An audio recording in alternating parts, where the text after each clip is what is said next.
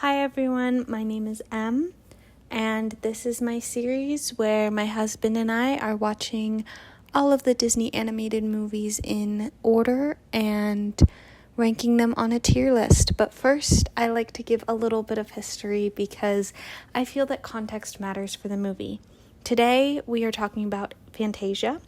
And Fantasia premiered on November 13th, 1940 at the Broadway Theater in New York City, which is the same theater where Steamboat Willie premiered, which is the first Mickey cartoon. Fantasia was first released as a theatrical roadshow in 13 cities before being widely released to all movie theaters. A theatrical roadshow is when a movie is shown in specific movie theaters before wide release.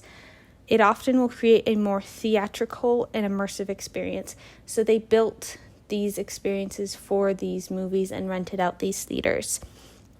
The film Fantasia contains 8 animated segments set to different classical pieces conducted by Leopold Stokowski. 7 of the segments are performed by the Philadelphia Orchestra, and Deans Taylor acts as the master of ceremonies introducing each segment. The film concept was decided in 1938 as The Sorcerer's Apprentice was finishing completion. It was originally meant to be a silly symphony cartoon, but as production costs surpassed what it could earn as a short, they decided to create Fantasia to bring a little bit more to what they could do with classical music. So the soundtrack was recorded in multiple microphones and reproduced with Fantasound. Fantasound was a sound system pioneered by Disney and Radio Corporation of America and made it the first wide-release film shown in stereo and the precursor to surround sound. Just like Pinocchio, due to World War II cutting off the European and Asian markets, it did not make a profit upon release, and also due to the high cost of installing Fantasound as well as renting out the theaters, that did not help with the cost. Since 1942, with re-releases, it has been able to make a profit. It has reportedly become the 23rd highest grossing film when adjusted for inflation. In 1998, American Film Institute ranked it 58 in their 100 Years, 100 Movies list and number 5 in their top 10 animated movies.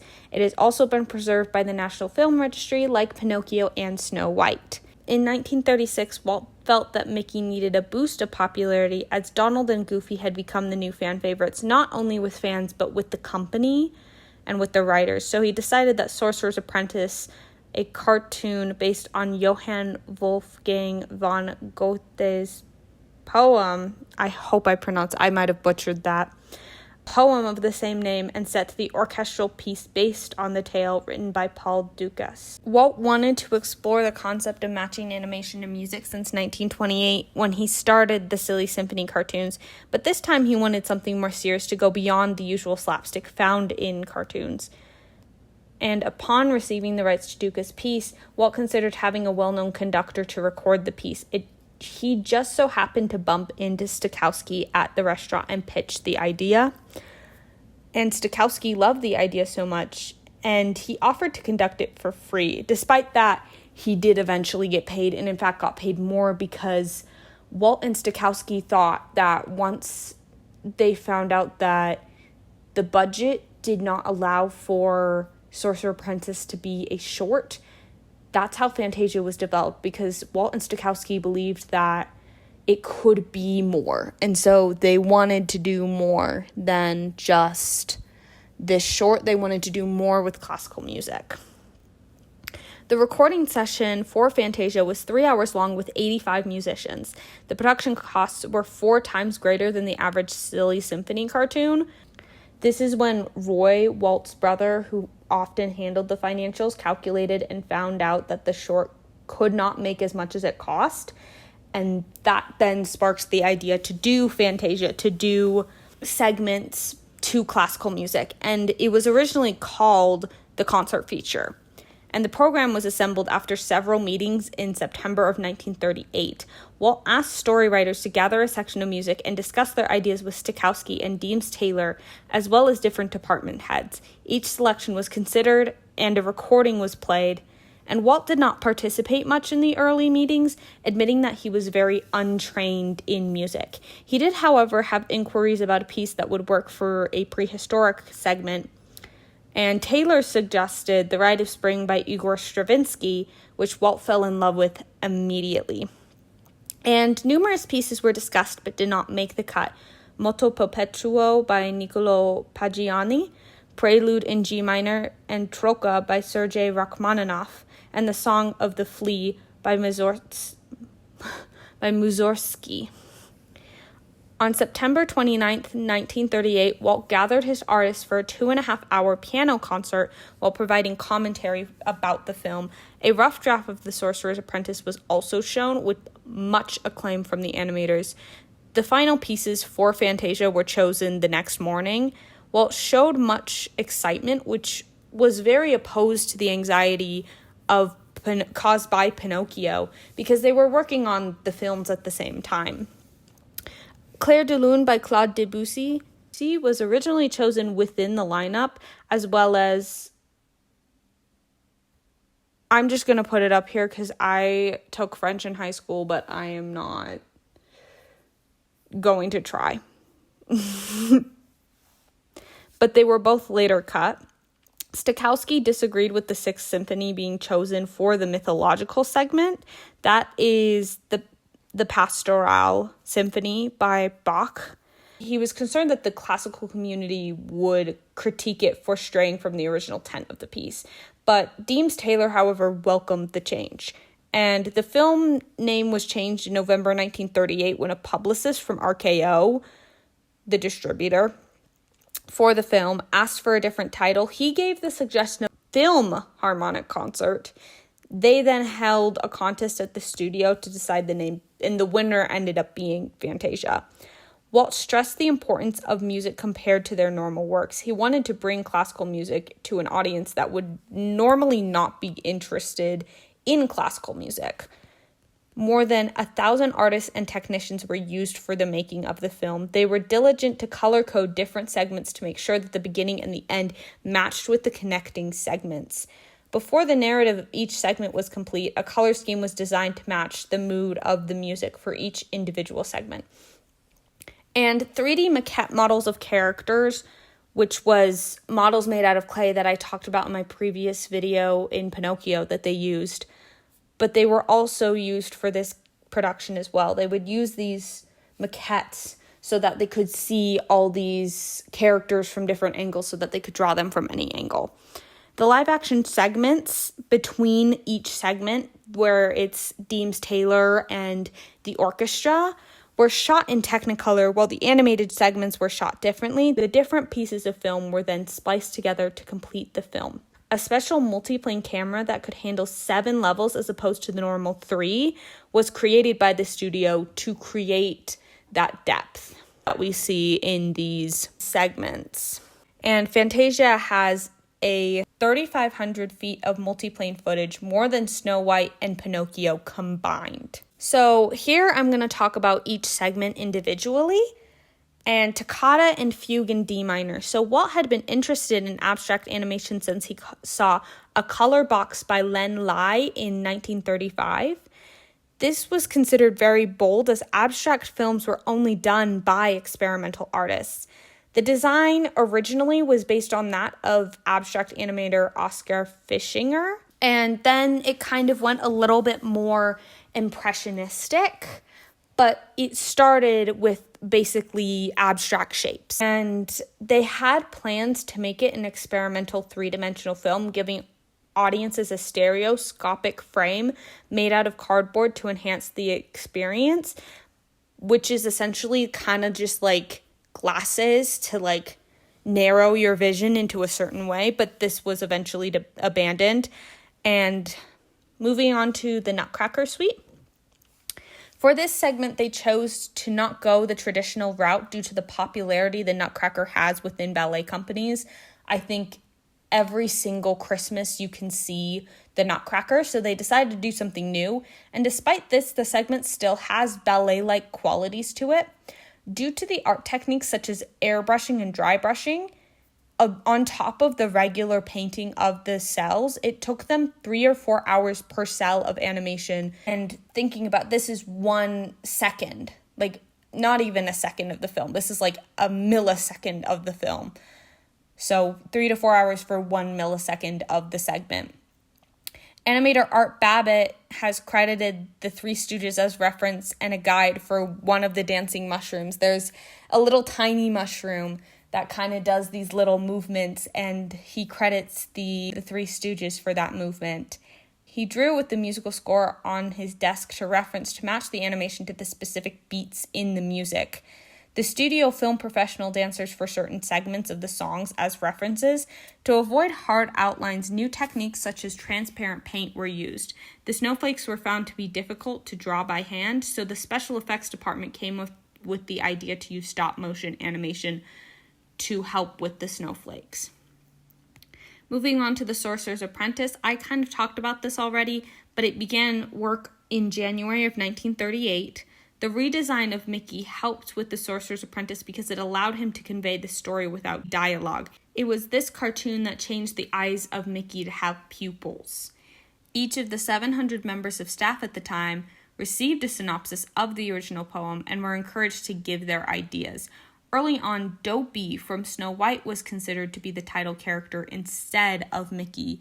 Most of the segment was shot in live action, with my favorite fact being that they shot a UCLA athlete running and jumping and dodging barrels. This is actually used as a reference for the scene where Mickey kind of does that in the water. Moving on to The Rite of Spring. The story was originally meant to extend to the development of mammals and humans. It was cut to avoid some controversy with the creationists. If you don't know what creationism is, that's a rabbit hole that I don't have time to get into. And to gain a better understanding of the creation of the planet, they received help from the American Museum of Natural History, a biologist, a paleontologist, and an astronomer. They studied comets, iguanas, and a baby alligator. The perspective was kept low to the ground so that the dinosaurs could have more majesty. And the process lab is what created most of the special effects in this segment. The lava bubbling, the whirling planets, and the smoke. The smoke coming out of the volcanoes is actually paint cans turned upside down in water.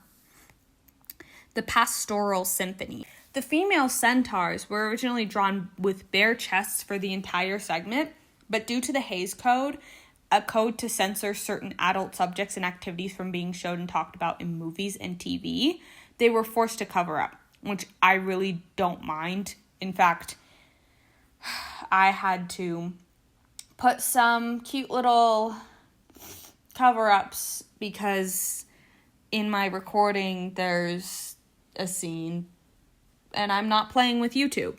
The animation team had difficulties figuring out how to draw centaurs and the anatomy of it as they had not animated them before.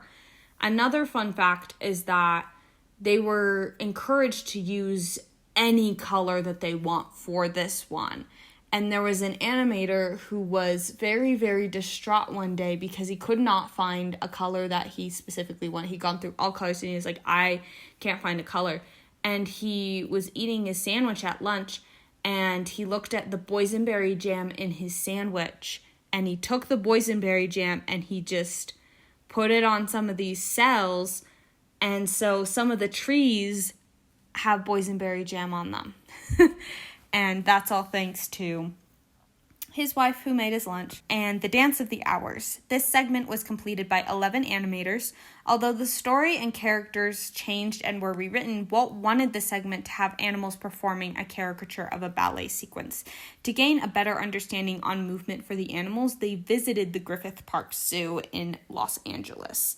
When an animator admitted that he didn't know anything about ballet, Walt gave him tickets to the ballet with backstage passes. And several dancers were filmed to help with the animation, as well as having moments where the animators sat on watching them and watching them dance. It maintains the original thing where it is an homage to the different times of day. So we start with the ostriches in the morning and the hippos in midday and the elephants in evening and then the crocodiles at night. Night on Bald Mountain. So the devilish character, Chernabog, was inspired by a sketch of a demon sitting on top of a mountain unfurling his wings. The idea of black cats being used in this segment was tossed around, but was abandoned for black cats are used too often in like darker things. And Walt wanted the sequence to give the audience chills, to be drawn to an atmosphere of unease and terror. And I believe that is achieved. Ave Maria. It was meant to be, quote, an emotional relief to audiences tense from the shock. Walt did not want a lot of animated movements, but wanted the Ave Maria segment to be focused on the background. The scene was filmed continuously by 9 people and took 6 days to complete. There was a moment where it just kept not working because they had to have a camera stationed across, like all of the panes stationed across the soundstage, and they had to have the camera panning. And so some stuff just didn't work at times, and they had to re-record and start and reset it. And then there was a moment where there was an earthquake, and so these panes of glass just started falling. And so they had to build a new camera crane for this, as they did not have one that moved slowly enough. And there was reshoot after reshoot for various reasons, like I said, and with the final version being shot a day before the premiere in New York. It was flown to New York in a rush with 4 hours to spare. So the live action scenes were filmed inside the iconic Stage 1 at the studio. It was the first production to film on Stage 1. The on-screen musicians were not the Philadelphia Orchestra, but local musicians, including the special effects artist and a Disney composer. Each of the recording sessions were 3 hours each with a 90-piece orchestra. Ave Maria features Westminster Choir College, with Disney commissioning original lyrics in English specifically for the movie. There was a click track recorded along with the music to help the animators to time their drawings. When the first finished recordings arrived at the studio, a special meeting was held to allow artists who were working on each segment to listen to the new arrangements and suggest alterations as needed. Due to this, some sections were re-recorded under Stokowski's direction. It took 42 days to record, edit, and produce the final mix, and 483,000 feet of film was used in the process.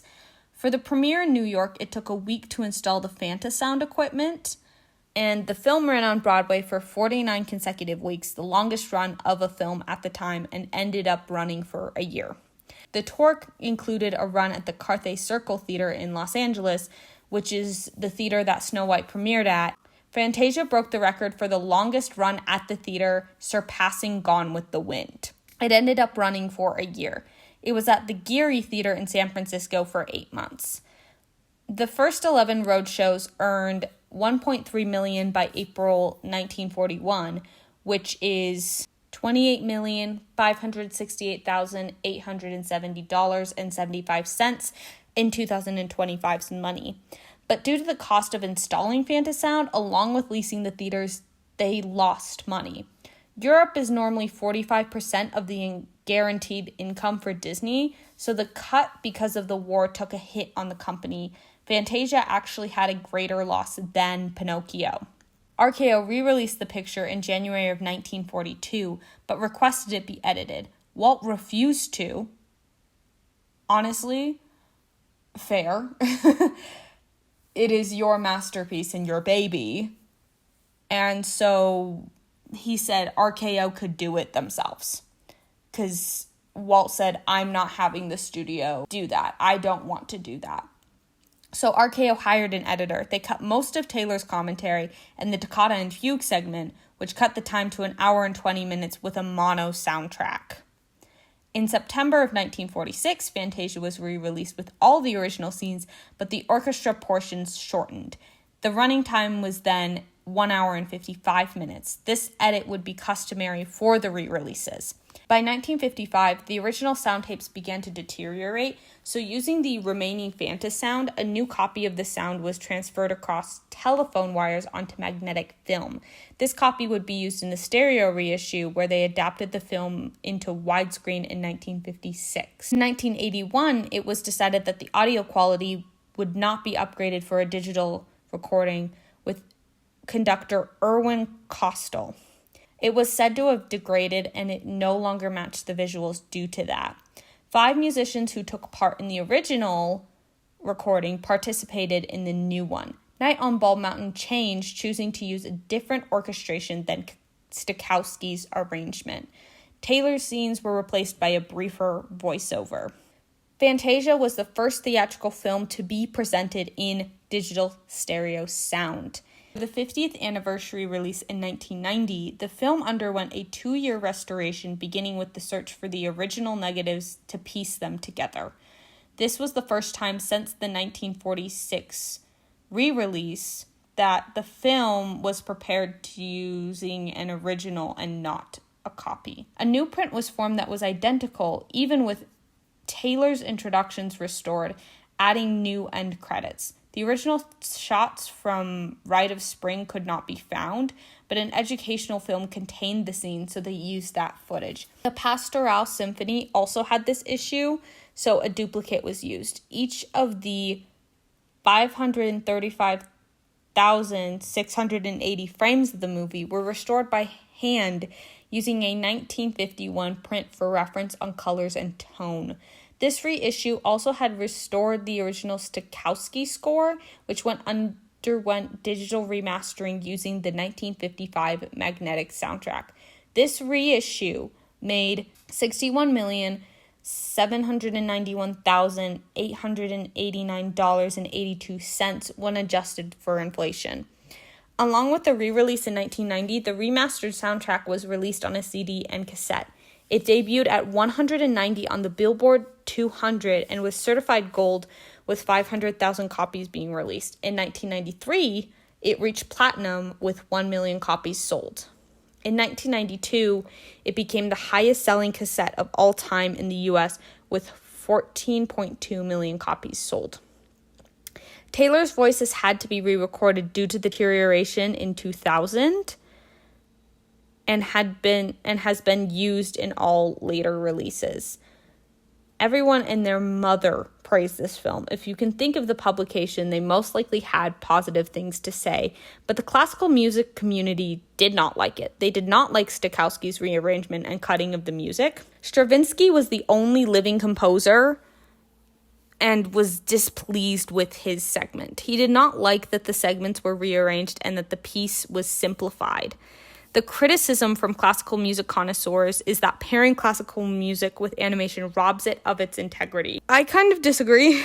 I think that, for me, I like having the creativity of visualization. I think that hearing that Bach wrote this piece about a countryside and then having it placed into mythical setting, I think it just creates, I guess, more art and more of an artistic moment. To have nature and flowers and mushrooms dancing to the Nutcracker Suite instead of ballerinas and ballet dancers, I think is very interesting. And I think that it is interesting to see that. As somebody who is interested in classical music and is a classical singer, I think that it is very interesting to see that the possibilities of creativity with this are endless. And I will agree that, yes, in a way, it can strip the integrity, but also I think that it creates art somewhere else. And who am I to tell somebody that what they created isn't art? Several accounts have been made about Fantasia not being a children's film, and while I agree, as there are several reports of Night on Bald Mountain scaring children, I also agree that some children might find it boring. If you were to watch it with your kids, I would definitely show it to them segment by segment, or maybe cut it in half, because my husband and I were kind of dozing a bit in the middle, or just there were moments. It is a 2-hour film. And so I might want to find a version maybe without Taylor. As much as his commentary is great, as much as Deems Taylor's commentary is great, you might want to find a version where that is edited out, as that might bore your child. But other than that, I think it is very interesting. Of course, there is some content that you might not want your children to see, such as nudity. But other than that, I think it is very family friendly. But I would agree that some kids might find it boring, but I think that depends on the kid, because I don't have any memories of watching Fantasia, so this Fantasia that came out in 1940, but I have a few of Fantasia 2000, and I remember loving Fantasia 2000. And so I believe that Fantasia makes classical music more accessible, because not everyone can afford to go to the symphony. Not everyone can afford to go to the symphony and listen to classical music and listen to what is essentially an entire masterwork. Not everyone can afford that. Not everyone lives in a city where that is accessible. You can go online and view it, but you can also watch this and maybe fall in love with classical music. I sure did with Fantasia 2000. I still love classical music. I am a classical singer. I love classical music. And I think that classical music is beautiful, and so I believe that it should be accessible, and I think that it is preposterous in a way that seeing live classical music in some ways has gotten so expensive in certain communities, and to see something in a big old concert hall, it's really only for the upper crust. And I have a whole thing about how art should not just be for the upper crust, but that's a rant I have for a different time. And Fantasia won 2 honorary Academy Awards in 1942, and in 1995, the Vatican included Fantasia in a list of 45 great films. And that is all I have for the history segment. If you would like to stay and listen to my husband and I's thoughts on Fantasia, feel free to stay and have a listen. So we just finished Fantasia. And personally for me, my thoughts are it's very great. It does what it's going to do and what it says it's supposed to do. And as a classical music girly, I think it is very special and iconic. Yeah, I think that Fantasia has its place. And I think that don't watch it too late at night, or if you don't want to fall asleep or watch it too close to bedtime. My husband's kind of passed out over here. He got really tired and he wanted to hold out till the end, but that last Ave Maria kind of got him. Just keep that in mind if you fall asleep easily, that this movie is a very, very big, depending on the segment, it might get you a little bit tired. It got me yawning near the end there. So, if you want to have your toddler fall asleep, just turn on one of the less stimulating and more like relaxing segments. My husband, in fact, said it was like the opposite of baby sensory videos, and it like puts you to sleep. Do you have any words to say? No, he's tired and he's sleepy. So he will record his thoughts in the morning tomorrow. We agreed before he fell asleep that it was a solid low B tier, just because it does what it set out to do and it's still charming and everything. And so we just think that it just does what it says it's going to, and I believe that the animation is beautiful. I kept looking at segments and being like, oh, no, like, this is my favorite. Oh, no, this one's my favorite. And I think that's a testament to the quality of Fantasia, that almost every single segment to me is like, oh my gosh, I love that one. This one is a really good one. Oh, one note that we do have there is a little bit of nudity in the scene on Mount Olympus, the short on the segment on Mount Olympus. There is a moment where they are not wearing tops, the lady centaurs, but there are no nipples. The other thing is the cherubs. We kind of had some issues with the cherubs where we felt that their butts are a little too realistic, but then they also don't have any other genitalia. And they shouldn't have any other genitalia. But, like, we were kind of like, togas or diapers, please. Because they had realistic bums. And so that's kind of just how we felt. Oh, and in the Chernobog scene, in the Night on Bald Mountain scene, it's a blink and you'll miss it moment where there's a kind of like a gargoyle lady, like kind of demon lady that comes on screen and she flashes on screen. She does have nipples and her boobs are out. So keep that in mind if you have kiddos. But also the Night on Bald Mountain segment is kind of a little spook. But I will tell you, because it worked on my husband, the Ave Maria segment, at the end of that, 100% will, well, no, not 100%, but guaranteed to have you fall asleep if you are tired.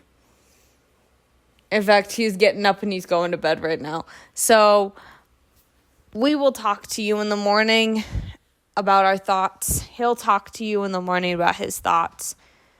So we'll skip to that.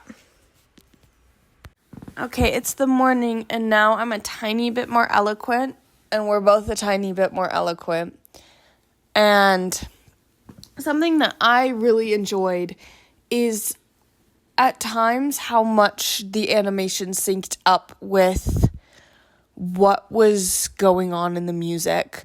Like, one of my favorite segments with that in particular, there is the fairy that is for the Nutcracker, so the fairies for the Nutcracker suite, and there's like a moment where like they're doing dewdrops for the do do do do do do do do do, and I think that's really cool how they matched that up. And the other part I liked that was akin to that is in the creation one, where they have all of the bubbles of lava coming up that match all of the brass instruments. Mm-hmm.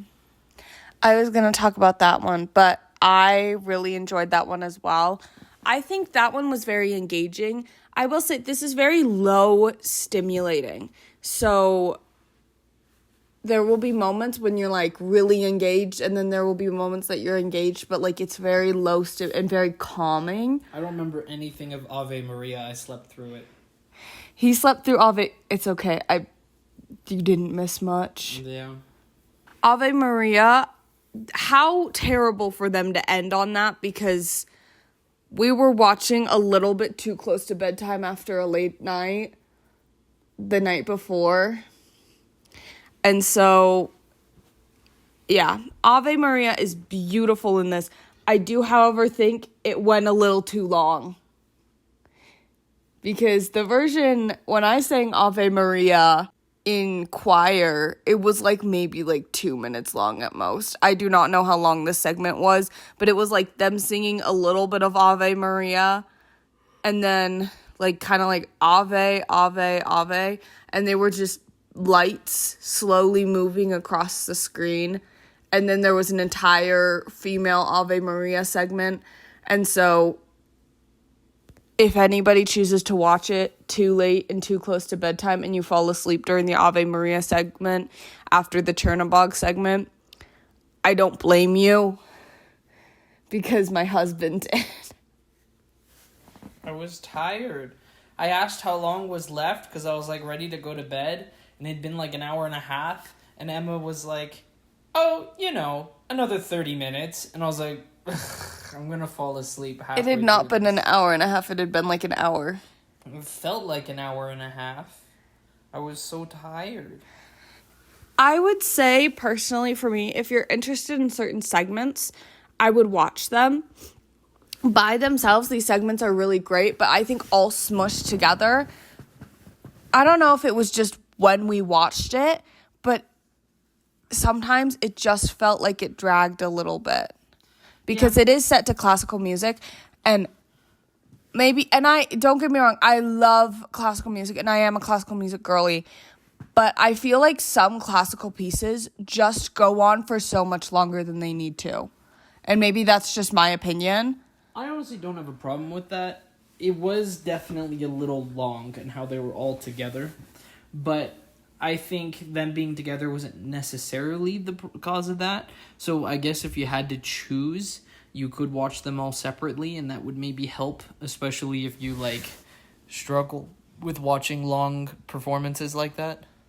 If you struggle, because I'd say I have a pretty decent attention span, but I do have diagnosed ADHD. And I will say I have diagnosed ADHD. Too many people on the internet say they have ADHD and it's not diagnosed. I have diagnosed ADHD. So my attention span, I do have medication. However, I think by the time that we watched this, my medication kind of started wearing off. So my attention span was a little bit skewed. I also had already started watching Fantasia like a week before this, and then I stopped watching it.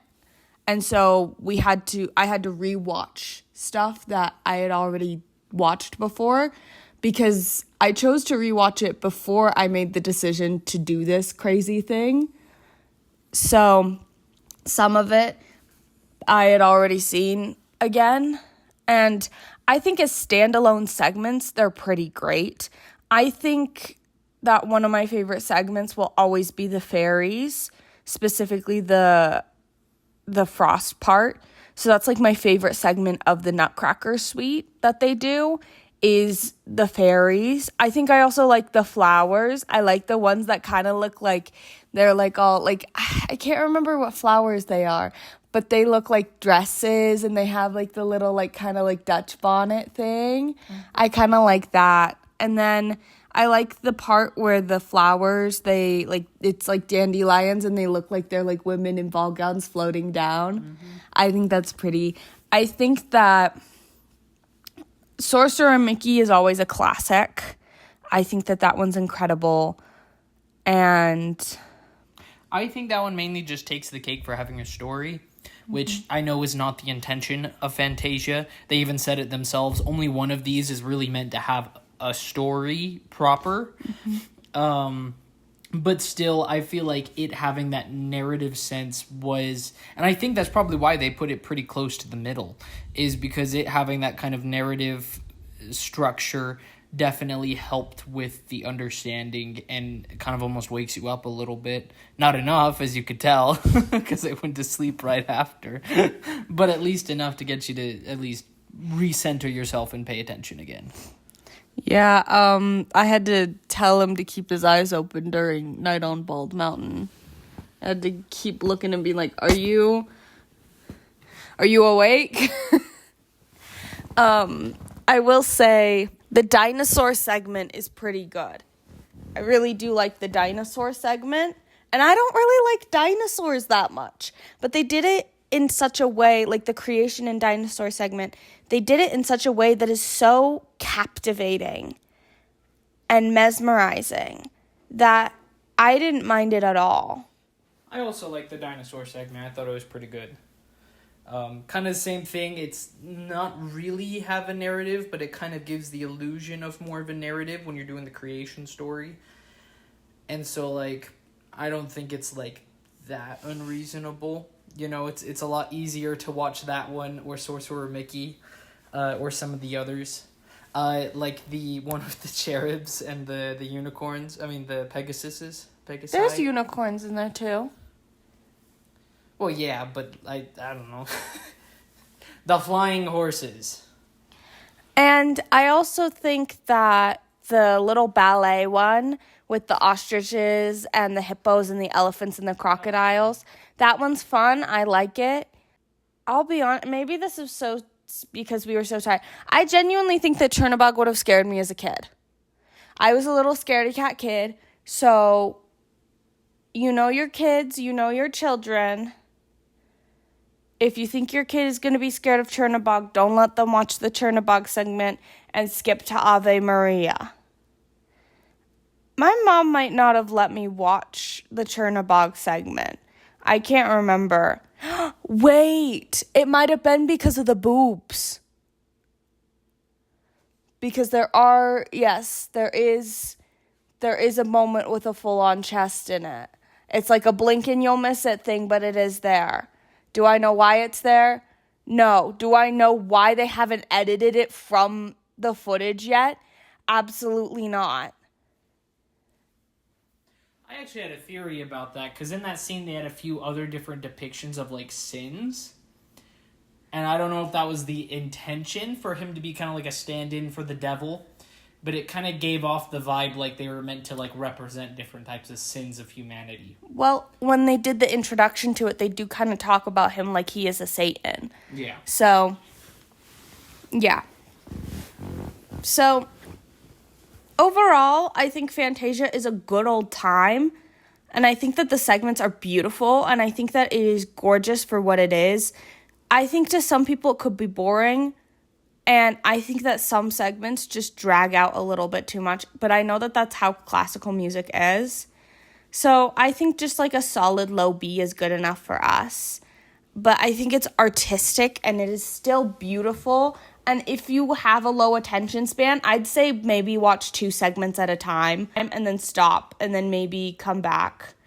I'd say that sometimes it's a beautiful thing to just have on in the background. Like if you have it on the TV and you kind of have an open concept and you're cleaning up and, you know, or you turn it on your laptop and you're cleaning up and you're kind of watching it or whatever, I'd say it's a good one for that, to just have it on in the background. I think it's an enjoyable time. But if you want to sit down and watch it, I would highly recommend only kind of maybe watching half of it and then coming back and watching the next half. Because it is... I thought it was 2 hours, but... I didn't think it was... Okay, hold on. Yeah, it is 2 hours long. I knew it. And I did not... We were an hour and a yeah, half I did not know that it was 2 hours long. So I will say that it is a 2 hour long movie. And I know that we're saying like a lot of modern movies being 2 hours long. I highly disagree with that. Can we bring back movies being about an hour and a half to an hour 45, please? Yeah. Even though plots can sometimes be quicker, but like we have created a lot of artistry, and I feel like modern movies drag by saying we have to use 2 hours, we have to add things, and there's like, so many filler feels scenes. To me, if you need to make 2 hours to like your film, you have too much plot. You have too many elements, you have too many things that you are trying to pull people in with. It's okay to trim some of your plot. There's no problem with that. Like you mentioned, I mean, just throwing out the usual problem child of this, which is Marvel. Marvel's great, you know, they're fine at telling stories, but sometimes there's so much filler that is just unnecessary that you could trim it out. It just reminds me of like in anime, everyone's heard of One Piece and how long it is. It's like 1,000 and something episodes long, one of the longest running TV shows ever. Someone out there has made like a trimmed down version that is just like all of the episodes that are not necessary to the plot are like cut out, and they're like, this is the episode order you should watch. I think it's called like One Piece. I've not actually watched it. I just have some coworkers that have, but it feels like almost you need that same type of thing for Marvel movies of like, watch this one and this one and this one and this one, and you'll have the whole plot or whatever. Or like skip 2 minutes of this fight scene. I feel like recently, and I haven't watched a lot of recent Marvel, but from the last Marvel that I did watch, other than Endgame, I feel like in some ways Endgame justifies it, and that's okay. But then after they decided to still make these movies pretty decently long or have a lot of filler content in them, something that I noticed in like the last few years or like the last few years before Endgame is fight scenes are so much longer than they need to be in Marvel.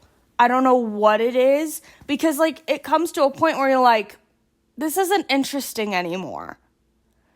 If you want a ranking of Marvel movies that will probably be a little bit harsher than this, I can do that as well. If these videos do well enough and somebody wants to see that.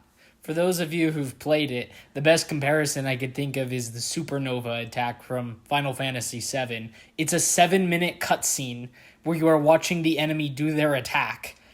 and then you get to finally play the game again in an RPG. Because Fantasia is 2 hours long, go with your own discretion and know that it is poo-like qualities sometimes where it is just like a warm hug and it will make you fall asleep. I don't know what it is, but like old Disney for some odd reason sometimes makes me really, really sleepy depending on the movie because certain movies just feel like a really warm hug. So viewer discretion advised, and viewer might need to break it up because it is 2 hours without an opening or closing credit scene. So that 2 hours is full 2 hours. I think it's beautiful and it's gorgeous. As a classical music person, I think I've already said this, but it does have some issues, I think mainly with the time. And I think nowadays it is still powerful and gorgeous, but it has a little bit less of the staying power than it did at that time. Like, I think synchronized sound had only been around for about 10 years at this point. Synchronized sound in cartoons had only been around for about 10-ish years at this point. And so that can make it really cool that you get to see these cartoons synced up to classical music. And I think that a lot of it is iconic and beautiful and wonderful. But my advice is to maybe break up your watch. Unless you want your toddler to go to sleep, then abso-frickin-lutely have them watch all of it and sit them down and get your kitchen clean for 2 hours. Deep clean your bathroom. Keep an eye on your toddler, but like if they're going to sit and watch, listen. My mom used to do that where she'd sit me in front of the TV and I'd watch a Disney movie. And she'd go clean. So if you have a kid that you know will be captivated by this, go ahead and do it. I don't know how much more I have to say about Fantasia. I think it's just an amazing piece of art. However, it just drags a little bit in some senses, and that's okay.